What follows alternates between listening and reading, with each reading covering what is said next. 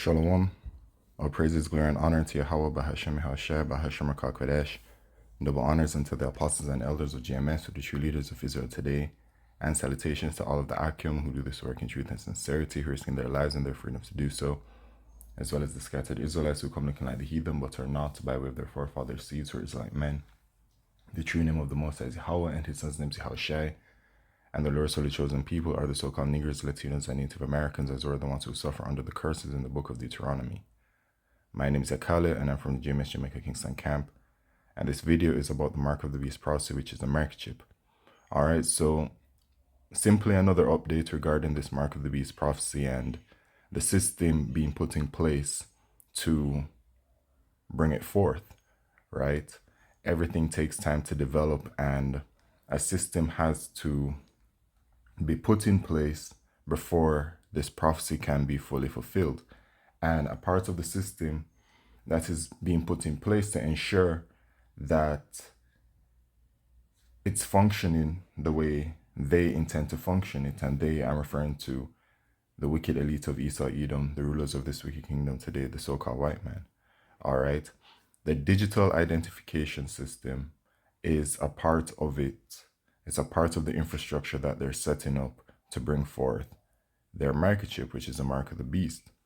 All right. So it says, choose strategy for digital ID wallet integration governance frameworks carefully.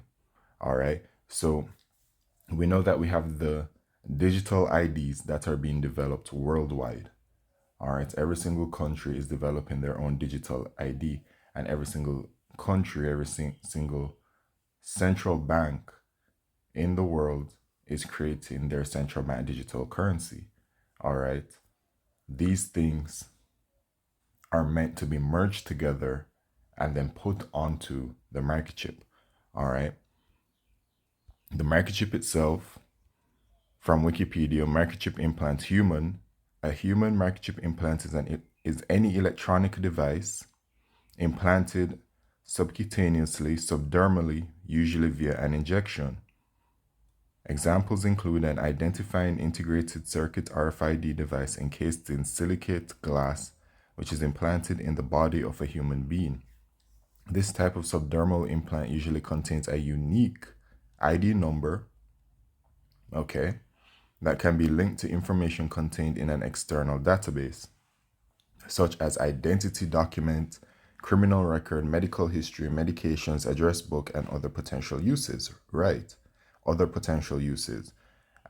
And those other potential uses is the main use spoken about in Revelation chapter 13 and verse 16 and verse 17. And he causeth all, both small and great, rich and poor, free and bond, to receive a mark in their right hand or in their foreheads, and that no man might buy or sell, save he that had the mark or the name of the beast or the number of his name. So the prophecy mentions that you won't be able to buy or sell unless you have the microchip. All right, buy or sell, whether you are a consumer or you're a supplier, right?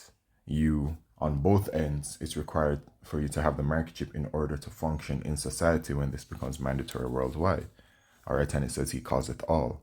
So everyone is intended to be on it. So they're creating an entire system between buyer and supplier where everyone has to be on it, right? In order to sell, you have to be microchipped. In order to buy, you have to be microchipped. All right. And so that's why it says, and other potential uses. And here it is, the usage. It says it, for microchip implants that are encapsulated in silicate glass, there exist multiple methods to embed the device subcutaneously, ranging from placing the microchip implant in a syringe or trocar and piercing under the flesh. All right, so the popular uses for microchip implants are as follows: address book, cryptocurrency wallet, key card, medical history / medical records, medical identification tag, payment cards, travel cards. All right, then it mentions digital identity here. RFID implants using NFC technologies have been used as access cards, ranging for car door entry to building access. Secure identity has also been used to encapsulate or impersonate a user's identity via secure element or related technologies. So that's the need and the development of the NFC technologies, right? Because it allows the RFID implant, as it says, have been used as access cards ranging for car door entry to building access. So as you can see, this microchip is like an all-for-one use, right? Well, if you can see it, right? But it plainly says it here, okay? And of course, the visual representation of it, right? So these things that were mentioned in this Wikipedia article, let's get into this article right here, right? Because you take a look at all of the uses for it. And remember, the microchip is just this tiny device that's implanted inside of people, right? And then all of this information is stored on it, okay?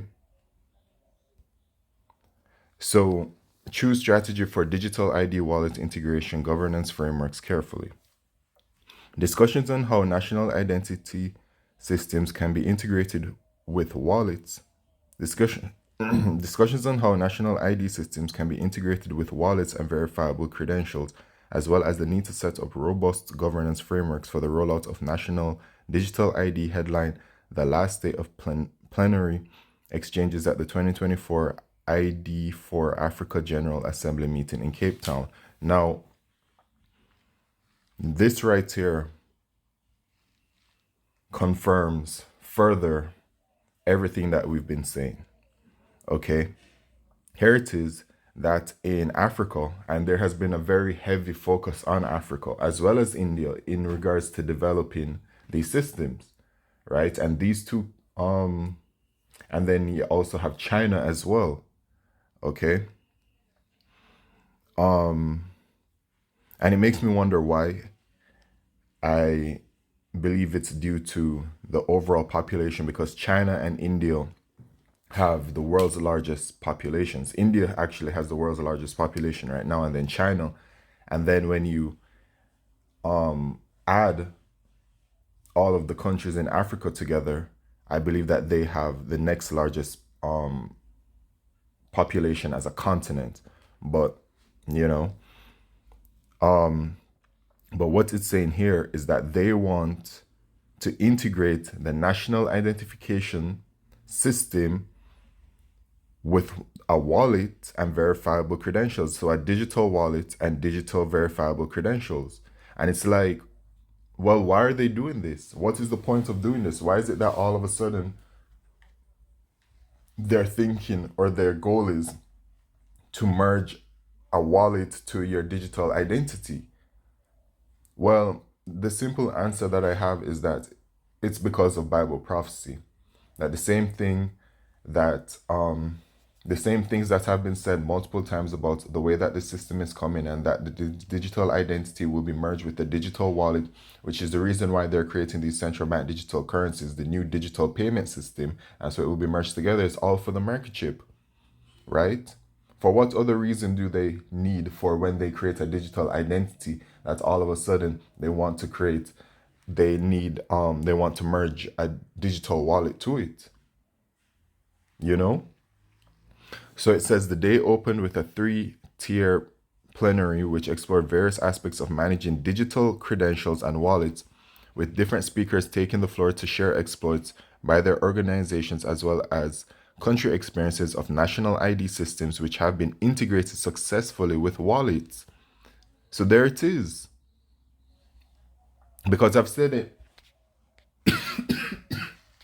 Salakio, right? Because it's mentioned so many times when it is that from the start these digital identification systems starts to come out, right?